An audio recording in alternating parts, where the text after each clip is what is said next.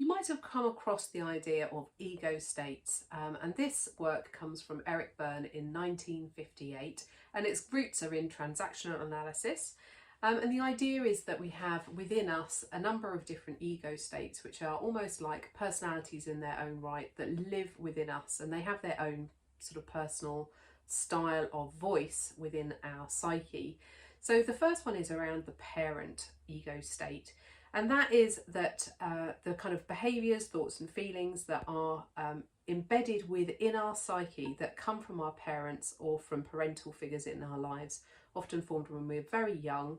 And these are in our heads, a kind of like authoritative voice of the parent.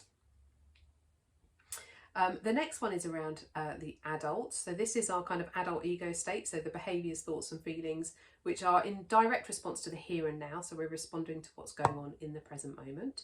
And the childlike state, which is the behaviours, thoughts and feelings that are replayed from our childhood, our inner child, this is known as.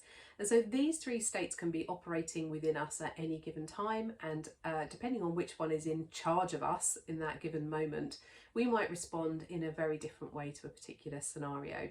So it can be really useful to work with a client just to understand, actually what are those voices that are happening within your head, and what's the use of those things, and do we need to dial up or dial down those voices in order to hear from one of the other ones.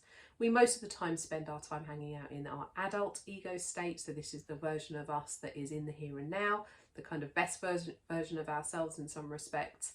But often we get trapped into a loop where something is criticising us, which is the negative voice of the parent, or complimenting us and nurturing us, which is the positive voice of the parent. The inner child that is perhaps running around free and crazy, or is finding itself having to react to different rules and that type of stuff. So just try and inquire with the client very gently about what ego state is at play in them when they're having those different things, and you can really listen out for that with your clients.